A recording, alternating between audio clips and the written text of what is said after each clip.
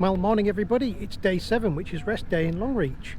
And not really a rest day, because usually what we do on these days is do maintenance on the bikes and the vehicles and all the rest of it. So that's what we're going to be doing today.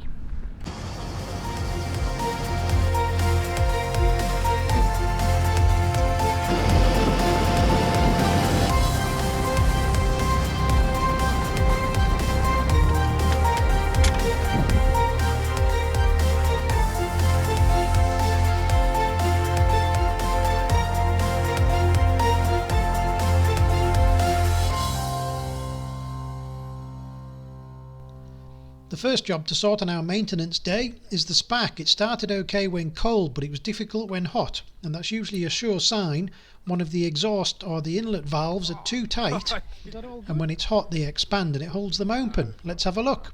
Clearance on the exhaust valves. Oh, well, that wouldn't help it start.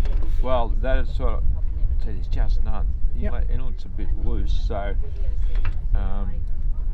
see, the mixture's only sort of slightly rich. Yeah.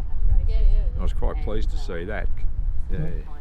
Well, it looks like we've finally got the mixture sorted out, so while Colin adjusts the tappets, I thought I'd take the magneto pickups and make sure everything's all clean and nice and good in there, because of course that affects the starting as well. It's always worth checking on these rest days. Those tappets have adjusted up nicely, but the magneto did have some dirt, whether it was water or oil or a combination of both in there I don't know. So a bit of rag onto a pencil, and then I can stick Col onto the bike and he can pedal it round, and we'll get the slip ring cleaned, put it back together again, and then hopefully that'll be good. It's worth making sure the points are clean as well while we're on. That's a pretty simple job on these old bikes. Just pop the end of the magneto cover off, bit of a spray with brake cleaner with the points held open, and that should hopefully evaporate off, and we'll all be good to go with that. Give it a clean now. It's always worth checking the magneto points gap as well, and it was a bit tight, so this was a good opportunity to get the little spanners out and do a touch of adjustment there. Col's valve lifter was always sticking as well, so this was a good opportunity to take it off and work out exactly what the problem was. Just try. I think it's the cable that's tight.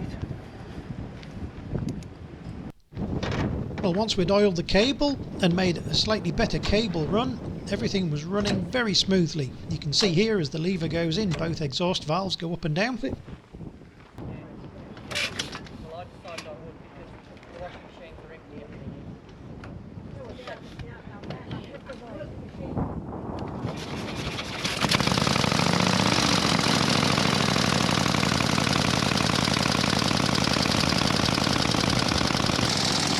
Well, there must have been a classic car club meeting and they were all camping at the campsite, so there were some interesting old Aussie muscle cars, but none of that for us.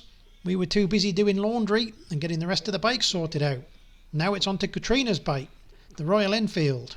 So we'll give this a clean and a check over and do all the usual things that we do on the other bikes. Tappets, tyre pressures, check for loose bolts and check for anything that might be broken or wobbly. Good.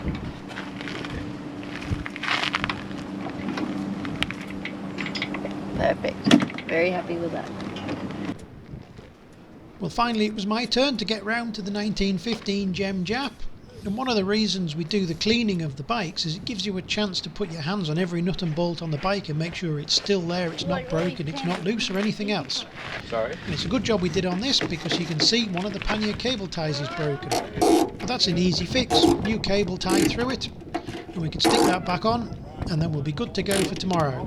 So once the panniers are sorted and the bikes are clean, it was time to fix the handlebar grip that had been driving me mad spinning round. And the best thing to do with these is to put super glue onto the chrome bar and then very quickly stick the rubber grip on and it'll bond instantly. You've just got to make sure you get it in the right place.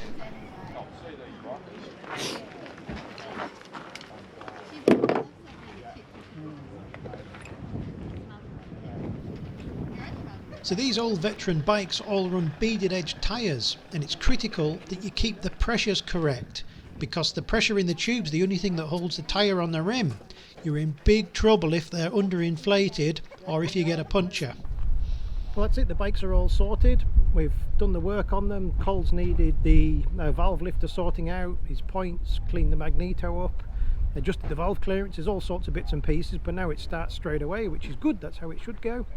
Catrina's just needed a clean and a check over, refuel and oil, and mine, I had 2 broken cable ties. So that was a pretty good maintenance day. We're all finished. It's lunchtime now, so we're going to get lunch, and then after lunch we've got to start looking at all the support vehicles we've got and make sure they're okay too, because they get quite a hard time on these runs. Well, after a tasty lunch of bacon and egg sandwiches, it was back at it. Well, we got a little bit of a snag with the ute. We're just checking everything round, but it's pulling off the left rear tyre on the sidewall.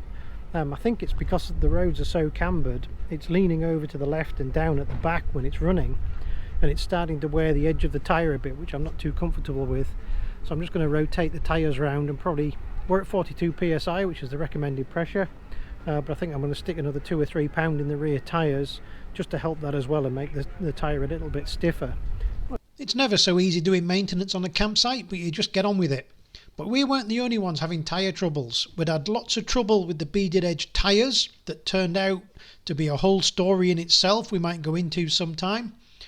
But clearly the road tyres, the heat of the roads and the quality of the surface, the abrasiveness and the angle or the camber was causing mayhem to loads of support vehicles. And we know at least one of them had 4 tyres on his caravan go in the first half of the rally. But we got this swapped over, and then it's time to do the other maintenance. Just do all the general service checks.